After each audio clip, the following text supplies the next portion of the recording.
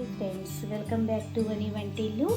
ఈరోజు మనం కప్పు బియ్యంతో తక్కువ ఆయిల్తో హెల్తీగా బ్రేక్ఫాస్ట్ ఎలా తయారు చేసుకోవాలో ఈ వీడియోలో చూద్దాం. ఇలా తయారు చేసుకుంటే తినటానికి చాలా బాగుంటాయి. పిల్లలు కూడా చాలా ఇష్టంగా తింటారు. ఒక కప్పు బియ్యాన్ని, మీరు రేషన్ బియ్యం అయినా మామూలు ఇంట్లో ఏ బియ్యం ఉన్నా కూడా ఒక కప్పు బియ్యం తీసుకోండి. నేను ఇట్లా 4 గంటల ముందు బియ్యాన్ని ఇలా నానబెట్టి తీసుకున్నాను. 4 గంటలు బియ్యాన్ని నానబెట్టుకోవాలి. 1 కప్పు బియ్యానికి 1 కప్పు అటుకులను తీసుకోండి. ఇప్పుడు ఇవి సన్న అటుకులే కాబట్టి 10 నిమిషాలు నానితే సరిపోతుంది. వీటిని ఇప్పుడు వాటర్లో ఒక్కసారి రింజ్ చేసుకుంటే సరిపోతుంది. చూడండి, 10 నిమిషాలకి అటుకులు మనకి సాఫ్ట్గా అయిపోయినాయి. అదే మీరు లావు అటుకులు తీసుకున్నారంటే ఒక 15 నిమిషాలు నీళ్ళలో ఉంచుకుంటే సాఫ్ట్గా అయిపోతుంది. ఇప్పుడు ఒక మిక్సీ జార్ తీసుకుని దీనిలో నానబెట్టుకున్న బియ్యంను వేసుకోవాలి. అలాగే అటుకుల్ని కూడా వేసి కావలసినంత వాటర్ వేసుకుని మెత్తగా గ్రైండ్ చేసుకోవాలి.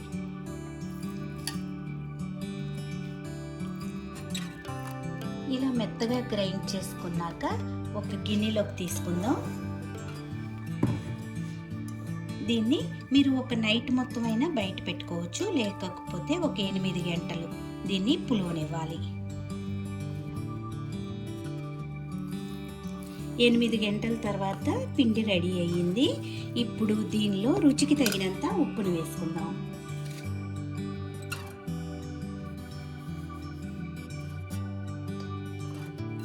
ఒక చిన్న ఉల్లిపాయని సన్నగా ముక్కలు కోసి వేసుకోండి.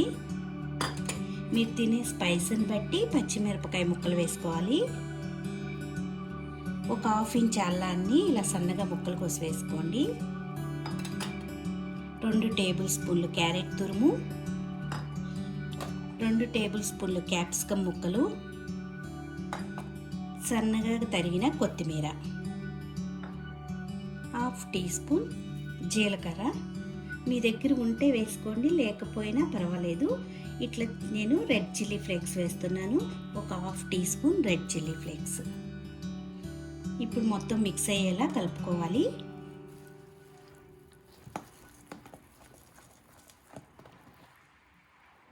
పిండి రెడీ అయ్యింది.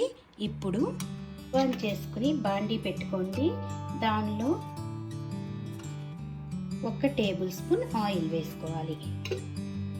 ఆయిల్ వేడయ్యాక కొద్దిగా నువ్వుల్ని ఇట్లా కొద్దిగా వేసుకుని దీనిలో ఇప్పుడు పిండిని వేసుకుని కాల్చుకోవాలి. మరీ మందంగా కాకుండా మరీ పలుచగా కాకుండా ఉండేట్టు వేసుకోవాలి.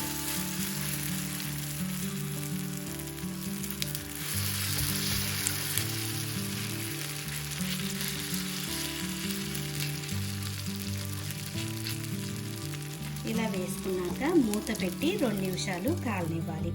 2 నిమిషాల తర్వాత మూత తీసుకుని రెండో వైపుకు తిప్పుకోవాలి. రెండో వైపు కూడా ఎర్రగా కాలనివ్వాలి.